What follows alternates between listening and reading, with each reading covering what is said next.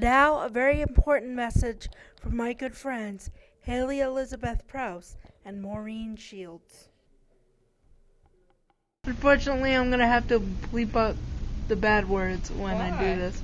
Because it's for college credit. So, bad words are part of real life. Okay, so you say because it's a documentary, we should have bad words. Yeah. Alright, excellent. If you edit too much, then it's not reality. You don't have to cut out shit. Okay. Because there's a whole lot of shit that goes on around here. Yeah. Actually. Mo, what do you think? Do you think that it's a documentary, so we shouldn't cut out the word shit? I think the word shit is being said a lot right now, so we can't cut it out. Yes, it is. Mo, say shit. Shit, shit, shit, shit. Shit, shit, shitty shit, see? And more shit. Ooh, that's what Yes. happens in room 16. There's a whole world of shit. In other words, this documentary contains adult language and adult themes. Viewer discretion is advised.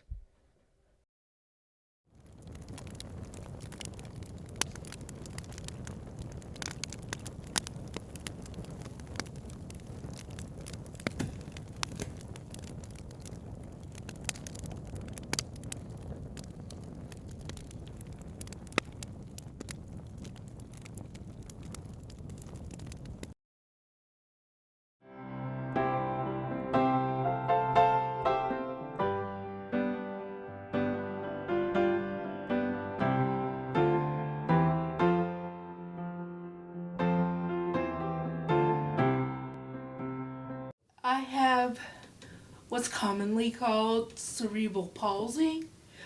The palsy affects all four of my limbs, so medically it's called spastic quadriplegia. Cerebral palsy is a number of disorders of the developing brain affecting body movement, posture, and coordination. Caused by damage to multiple areas of the brain, usually occurring during fetal development, infancy, or early childhood.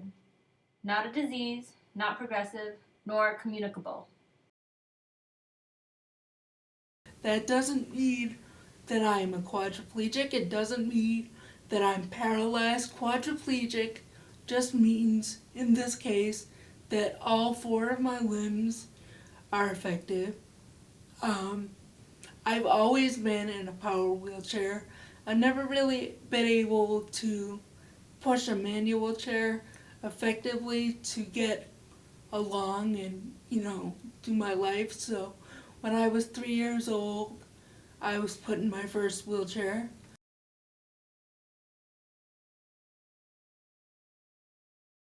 My life before Camp Hemlocks.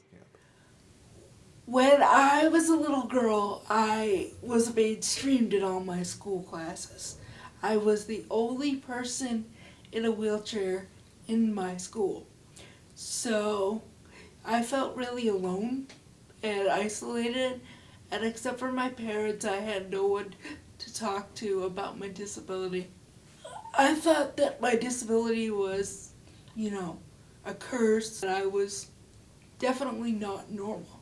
I have been camping through the Easter Seals Camping program for 25 years. I started when I was 8 years old, and I am now 33. The first year I went to camp, all I did was cry. I don't remember any of the activities or any of the fun. I just remember that I cried because I was completely homesick. But the director at the time, Sonny P. Koo, he assured me that no matter how many times I cried or how much fun I thought that I wasn't having, that if I kept coming back, I would eventually like it. And thank God he did that, because he was right. I finally realized that there were other people that were exactly like me, and they had the same issues, the same wants and desires that I had, and it was refreshing and liberating. Unfortunately, you have to experience Hemlocks to kind of know what I'm saying.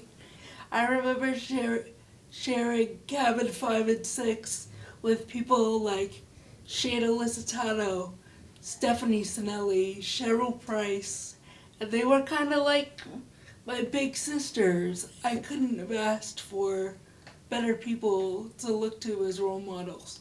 They were independent, they were self-confident.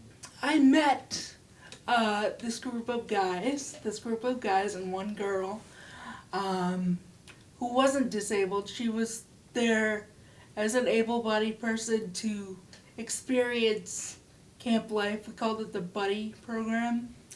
And Paul Burton, Rick Godden, Jason Harrison, and the girl's name was Amanda O'Callahan. They were rebels, and they listened to heavy metal music, and I had just gotten into that. And they had stacks of CDs they'd brought with them. We would also bring our computers to what we call computer camp. Unfortunately, Paul Burton had Duchenne's muscular dystrophy, and he passed away. Paul Michael Burton, 22, of Chaplin, died Thursday, May 13, 1999, after a courageous battle with muscular dystrophy. Paul was born July 16, 1976, in Willimantic, the beloved son of Dave and Chris Burton. Besides his parents, Paul is survived by his brothers Jeffrey and Scott. He is also survived by his aunt and uncle Carl and Barbara Larson, cousins Linnea, Kelsey, and Eric, and his great aunt and uncle Louise and Herbert Brandt.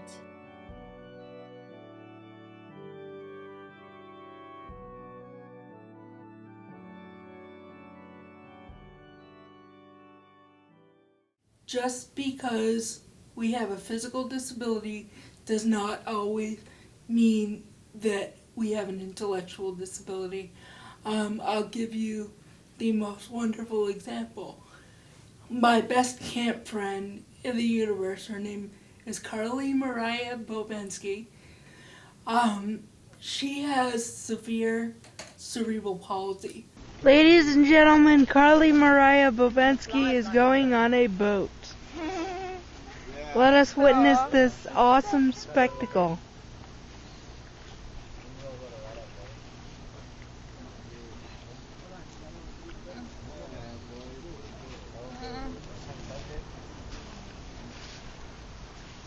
Carly, what are your feelings about going on a boat?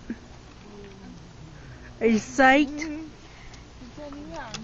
Give us a squeak if you're psyched. Yeah. We're going down to the dock.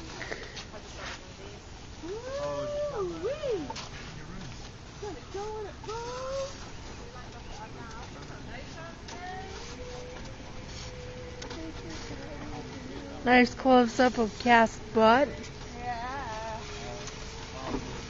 Alright, stay tuned for more adventure right after this.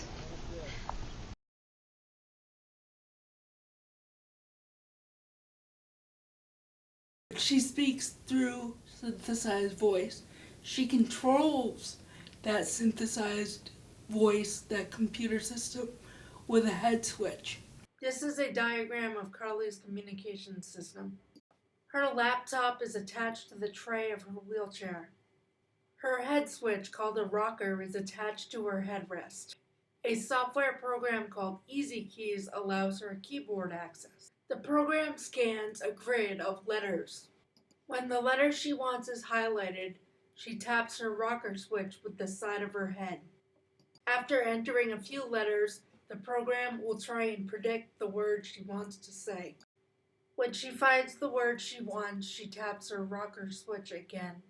After finishing her sentence, tapping a final button allows the text on the screen to become speech. And people think that just because she cannot speak, that she's not intelligent. And that is as far from the truth as you could possibly get. She is bright, she's energetic, she's kind, she works. She works on a farm. That is the kind of thing that I want people to take away from this, is that not everyone with a physical disability has an intellectual disability. Everywhere we go! Everywhere we go! People always ask us. People always ask us. Who we are. Who we are. Where we come from. Where we come from. So we tell them. So we tell them. We're from Hemlocks. We're from Hemlocks. Mighty, mighty Hemlocks. Mighty, mighty Hemlocks. If you can't hear us. If you can't hear us. Shout a little louder. Shout a little louder. Hemlockian. Noun. One who has experienced Easter Seals Camp Hemlocks and has fully embraced the camp's culture. Sentence. I am a Hemlockian. Adjective. A word used to describe anything reminiscent of Easter Seals Camp Hemlocks. Sentence. The pool party she had was very Hemlockian.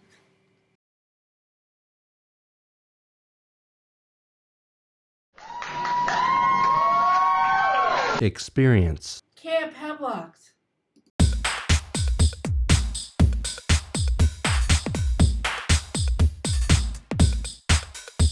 Ooh, we're reading Green Eggs and Ham.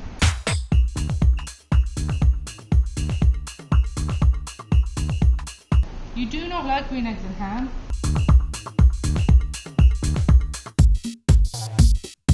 I do not like them, Sam. I am.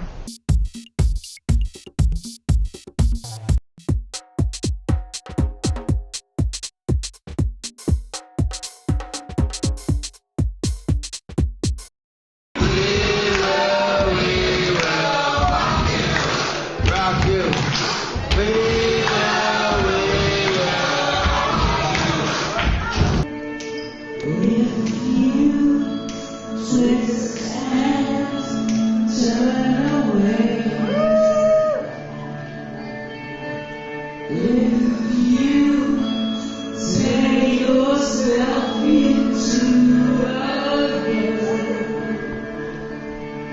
Like the fifth time in 25 years, I am going fishing for the sake of this film.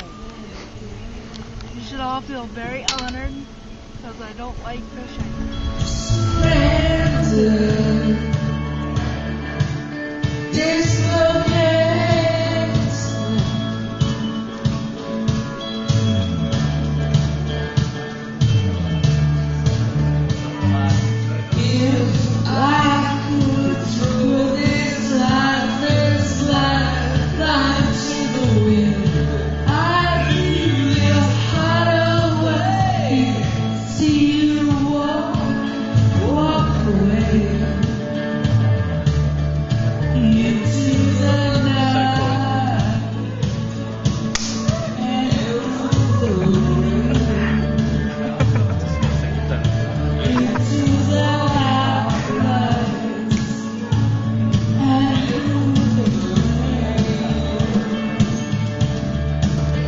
Hi Chrissy, how are you? I'm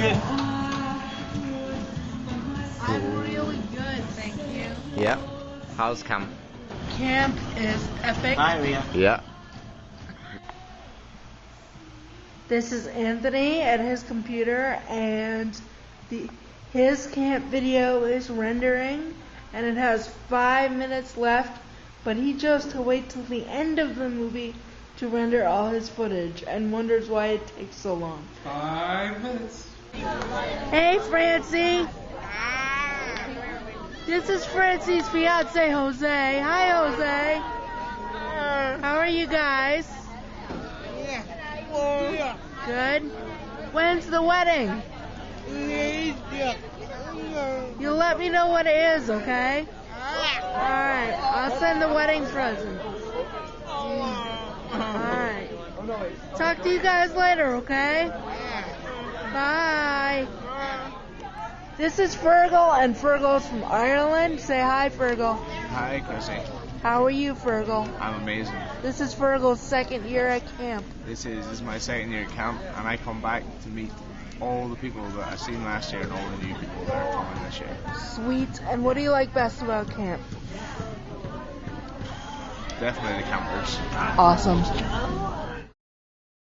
On October 2nd, 2013, at approximately 7:30 p.m., I found out via Facebook that Easter Seals, Connecticut, Fairfield County, which is the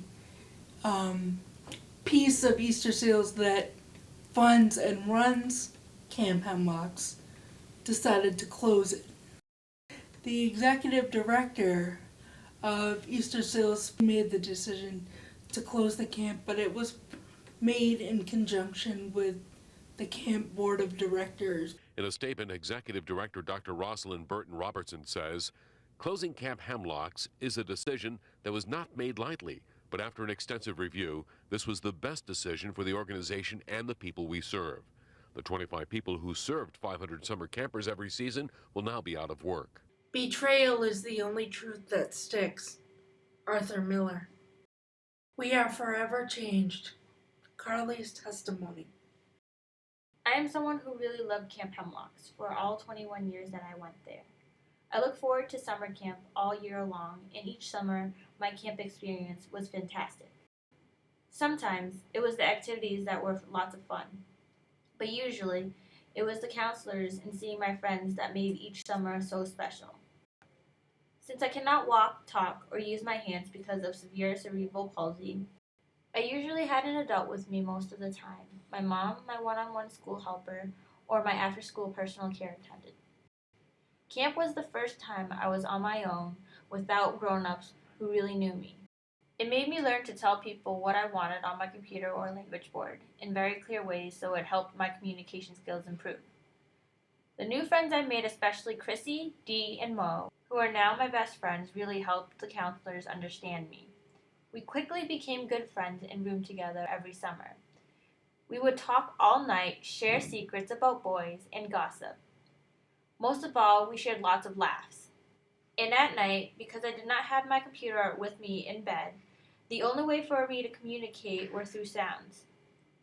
Camp also provided other activities such as arts and crafts, sports, and climbing. I was too scared to try the climb since I was so much more disabled than my friends. Last summer, everyone finally talked me into it, and it was mad fun. I would have done it again if we had camp as usual this year, which makes me even happier that I finally climbed that wall at least once. The dances were the best. We always dressed up and had a fantastic time, especially when Leo was the DJ. I met my first real boyfriend there and had my first kiss at camp. Each summer, we would celebrate our anniversary, usually with the help of one of the counselors, Ashley, and her mother, who lived nearby. When I was in school, there were only 2 other students in wheelchairs. I was in regular classes and all my friends had no disabilities. It was nice to be with other people who had physical problems, who knew how it felt.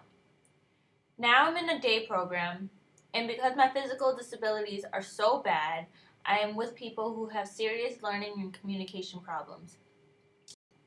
Summers are the best time to be with people who can really talk about interesting things for a long time.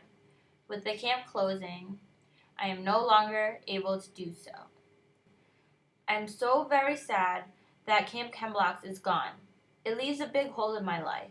I am worried that I will never see some of my good friends again, and that it leaves me with nothing to look forward to for the summer. Hello, it's Christina Parissi. I hope you're all enjoying my documentary. Normally I wouldn't interrupt my work to offer my opinion on something. I just can't wait to tell you how I feel.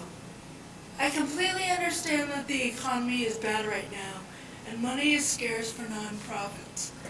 You cannot put a price on a place that offered love, acceptance, independence, and self-esteem. One of Easter Seals' slogans is, creating solutions, changing lives. I promise my audience this. Closing Camp Hemlocks was not the solution. A petition was started on moveon.org by Hemlocks counselor Katie Bianchi to try and keep Hemlocks open. The petition had over 1,200 signatures. The petition was ignored. Eventually, we all have to accept full and total responsibility for our actions, everything we have done and have not done. Hubert Shelby Jr., Requiem for a Dream. Camp Hemlock's Facebook page is still up. Much to the chagrin of Hemlockians, it is now being used to promote fundraising events that are not aimed at reopening Camp Hemlocks. When people, myself included, post comments to let Easter Seals Connecticut Fairfield County know that we do not agree with them doing this, our comments are probably deleted. This film is not just some slideshow to let people know about all the fun things we did at camp. Yes, the film is full of fun camp memories, but I want people to see this film and take action.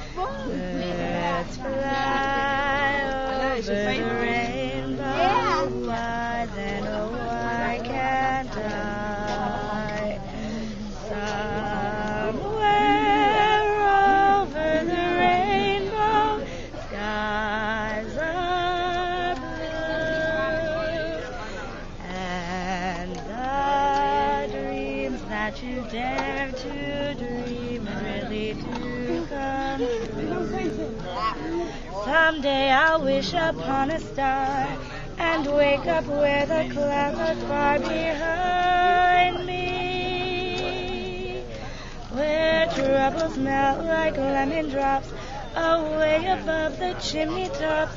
That's where you'll find me.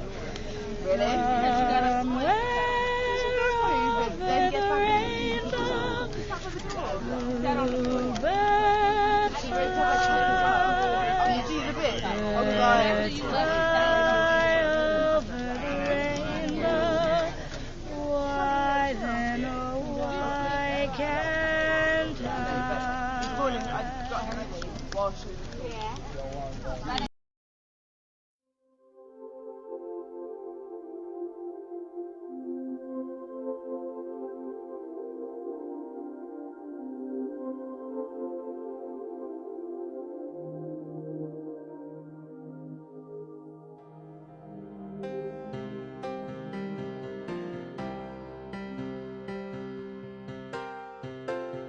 Do you think the sun won't shine?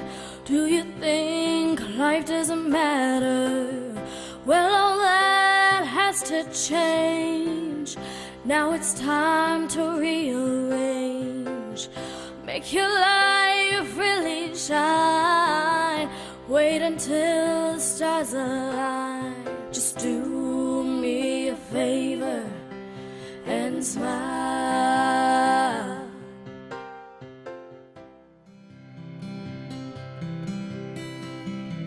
Do me a favor and smile. Be happy for more than a little while. Let me see the gleam in your eye to let this feeling never die.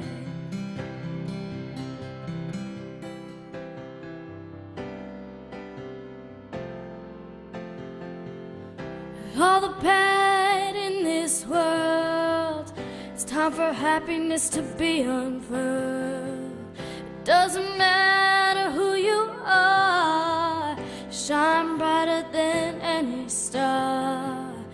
Black or white, straight or gay, a smile will surely change the way you look at every single day.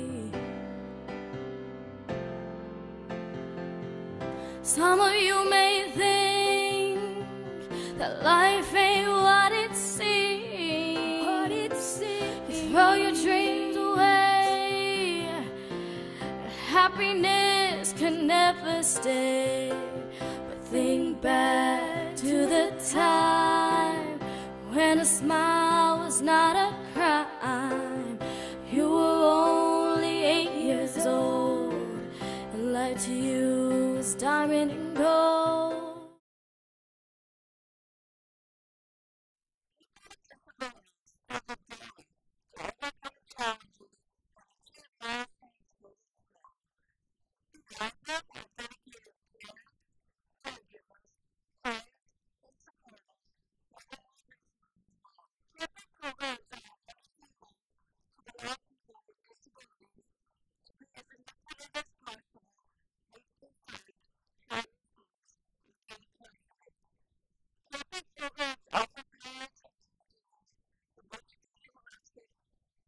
better work